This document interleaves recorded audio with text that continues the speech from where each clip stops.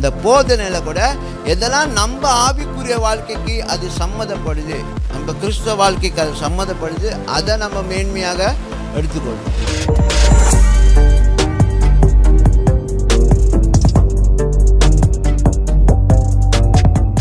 அப்போஸ்தலனாகிய பவுல் வழுக்க தலை உள்ளவராக இருந்தனால அவரை வர்ணிக்கும் பொழுது சொல்லுவாங்க, அப்போஸ்தலனாகிய பவுல் குள்ளனாக இருப்பார், வழுக்கு தலையாக இருப்பார். அதெல்லாம் சத்தியம் இல்லை.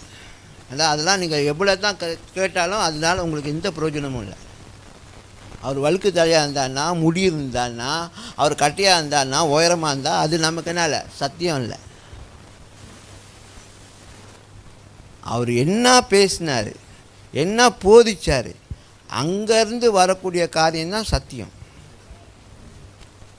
புரியுதா? அப்போ எது தேவை எது தேவையில்லை, நாலேஜ் வேணும். பைபிள் குறித்த நாலேஜ் உங்களுக்கு அப்போஸ்தலனாகிய பவுல் எப்படி இருப்பாரோ, இல்லை இயேசு கிறிஸ்து எப்படி இருந்தார், அவர் என்ன செஞ்சார் எல்லாம். ஆனால் எதெல்லாம் அவங்க போதிச்சாங்களே அதுதான் நமக்கு வேணும். அந்த போதனையில் கூட எதெல்லாம் நம்ம ஆவிக்குரிய வாழ்க்கைக்கு அது சம்மதப்படுது, நம்ம கிறிஸ்தவ வாழ்க்கைக்கு அது சம்மதப்படுது, அதை நம்ம மேன்மையாக எடுத்துக்கொள்ளணும். அதுதான் முக்கியத்துவம் கொடுக்கணும். அவர் பட்டணந்தோறும் சுற்றி வந்தார். இப்போ நீங்கள் போங்க, பட்டணந்தோறும் சுற்றிட்டு வருவீங்களா? இயேசு கிறிஸ்து டெய்லி பட்டணம் முழுதும் சுற்றினார். அப்போ டெய்லி போய் பட்டணம் முழுதும் சுற்றிட்டு வாங்க. சுவிசேஷம் சொன்னார், போய் சொல்லிட்டு வாங்க. அப்போ நீங்கள் வேலைக்கு போவேணாம்.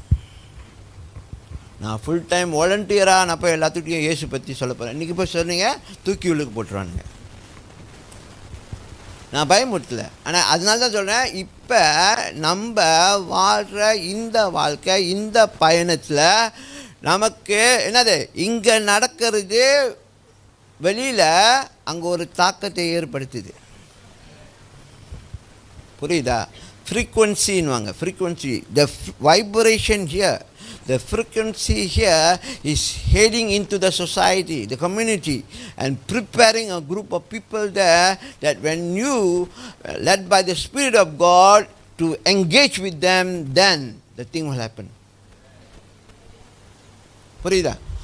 இங்கேருந்து உங்களுக்குள்ள நீங்கள் பெற்றுக்கொள்கிற எல்லா ஆயத்தமும் நீங்கள் சமுதாயத்து மத்தியில் போய் அங்கே நீங்கள் உங்களுடைய வேலையிலையும் சரி, வீட்லேயும் சரி, எங்கே நீங்கள் போனாலும், பஸ்ஸில் ட்ராவல் பண்ண, அந்த இடத்துல ஆவியானவர் உங்களை உணர்த்துவார்.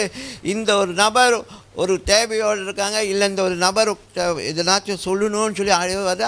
அந்த மாதிரி உங்களுக்கு அந்த பிளாட்ஃபார்ம் அவரே அமைச்சு கொடுப்பார். நீங்கள் தேடி போவேணும். நீங்கள் உட்காரும்போது பக்கத்தில் வந்து உட்காருங்க, அப்படியே முடிச்சு கதையை ஓட்டிடலாம். நீங்கள் புரியுதானே சொல்கிறேன்? நீங்கள் தேடி போய் கதவை தட்டி கைப்பருத்தி கொடுத்து அப்புறம் தேவையில்லாமல் மொத்து வாங்கி இயேசுக்காக பாடு அனுபவிக்கிறோம். இயேசுக்காக பாடு அனுபவிக்கிறோம்.